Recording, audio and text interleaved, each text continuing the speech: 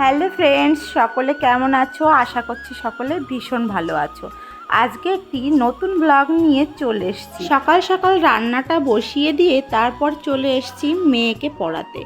আজ ছিল মেয়ের শেষ এক্সাম, তো আজকে ছিল বাংলা পরীক্ষা। সকালে যা কিছু করেছি রান্না বান্না করে তাড়াতাড়ি চলে এসেছি মেয়েকে পড়াতে। মেয়ের স্কুল খোলার পর থেকে না মর্নিং হচ্ছে না ডে, 9:40-এ পৌঁছাতে হচ্ছে। তো আমার কোনো কাজই সেইভাবে কমপ্লিট হচ্ছে না। যাই হোক, যাই হয় সেটা তো মানতেই হবে। মেয়েকে খাইয়ে দাইয়ে রেডি করে দিয়েছি, আর এখন ও যাবে স্কুলে। তারপর আমি দুপুরে রান্নাবান্না বসাবো।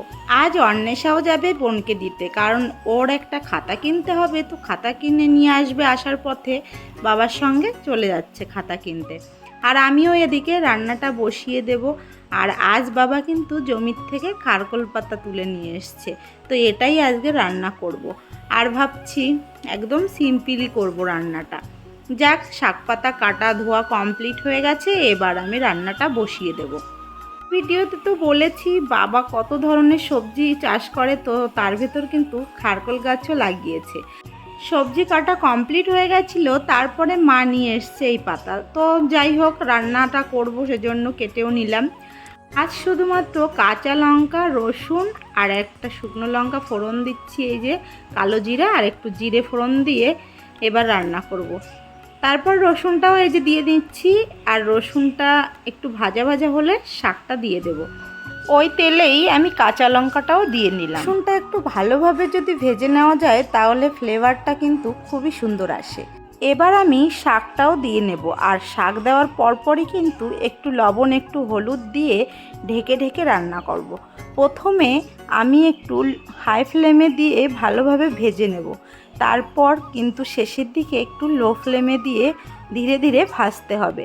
একটু টাইম নিয়ে ভাজতে হবে, যাতে একটু গলেও যায় আবার পুড়েও না যায়।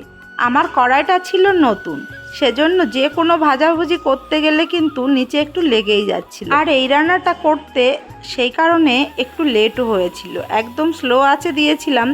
যাই হোক, আমার রান্নাটা কমপ্লিট হয়ে গেছে, এখন আমি বাটিতে নামিয়ে নিয়েছি। আর এইভাবেও কিন্তু খাওয়া যায়। এছাড়াও কিন্তু আমি উচ্ছে দিয়ে আলু রান্না করব, আর কচুরমুখী রান্না করব, আর মাছটাও আমি ভেজে নিচ্ছি। এই মাছটি হলো সামুদ্রিক মাছ, আর এই মাছের নাম হলো ভূতনাথ মাছ।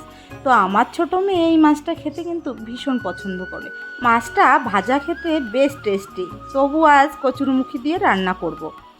রান্নাটা বসিয়ে দিয়ে আমি চলে এসেছি খারকোল পাতাটা বাটতে।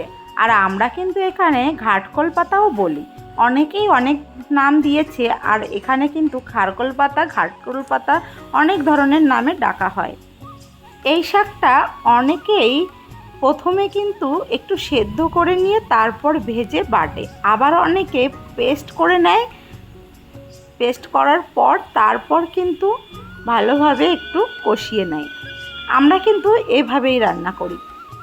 বিভিন্ন রকমের বাটা ভর্তা এসব খেতে গেলে যতটা না টেস্টি লাগে, এই কাজগুলো করতে কিন্তু তার থেকে বেশি কষ্টের। তো যাই হোক, কষ্ট না করলে কিন্তু কোনো ভালো জিনিস খাওয়া যায় না। আর এই সব জিনিস কিন্তু খুবই টেস্টি লাগে খেতে।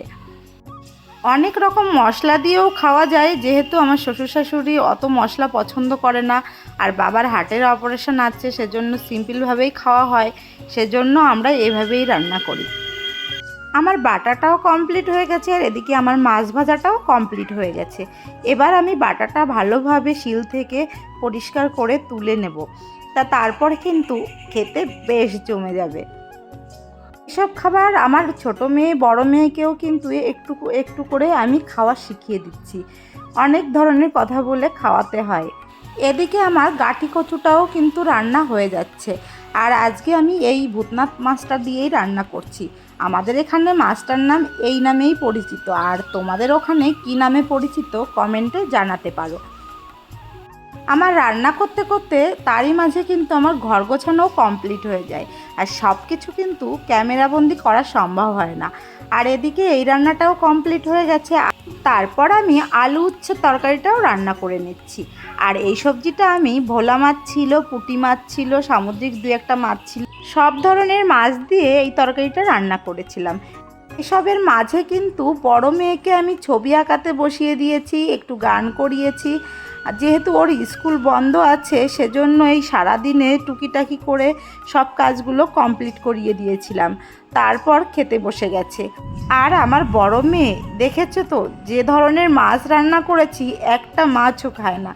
সেজন্য ওর জন্য একটা ডিম সেদ্ধ দিয়েছিলাম। আর তারপর ছোট মেয়ে চলে এসেছে। ছোট মেয়ে এসে ওই মাছ ভাজাটা দিয়ে একা একা ভাত খেয়ে নিল। মাছটা ওর এত প্রিয়, ও নিজেই ভাত খেলো আর একদম থালাটা পরিষ্কার করেই খেয়ে নিল ওর বাবার পাশে বসে।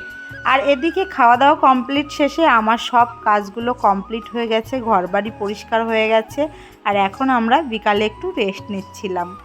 আর আমার মেয়েদের কাণ্ড দেখো, দুজনে এত মজা করছিল। আর বিকালটা আমাদের এভাবেই কেটে যাচ্ছিল। আর এদিকে চলে এসছে পিসিমা, জেঠিমা, আমার মেয়েরা, আমরা সবাই মিলে আড্ডা দিচ্ছিলাম। আর আড্ডা হবে, চা আড্ডা হবে না তা কি কখনো হয়? আর এদিকে পিসি শাশুড়ি দুধ চা খায় না, সেজন্য ওনার জন্য একটা লিকার চা করেছি আর আমরা দুধ চা করেছি। আর এদিকে আমরা খাওয়া দাওয়া করব। আর হ্যাঁ, অনেক আড্ডা হবে, টিভি দেখব, মজা করব। এইভাবে আমাদের বিকালটা প্রায় দিন কেটে যায়। ছোট মেয়ে স্কুল থেকে ফিরে শুনেছে দিদি ছবি এঁকেছে, দেখেছে। এখন ওকেও ছবি আঁকাতে হবে। আইডিয়া করছিল কি করবে, যেহেতু চা খাচ্ছি সেজন্য চায়ের কাপ আঁকছিল। আর এভাবেই কিন্তু আমরা খুবই মজা করি। আর ওর বাবাও ওদের সঙ্গে ছবি আঁকতে বসে গেছে। তাহলে বিদায় নিচ্ছি বন্ধুরা। আজকের ব্লগটি কেমন লাগলো অবশ্যই কমেন্ট করে জানিও। আবার দেখা হবে নতুন আরেকটি ব্লগে। ততক্ষণ পর্যন্ত তোমরা সুস্থ থেকো, ভালো থেকো, সাবধানে থেকো। টাটা বন্ধুরা।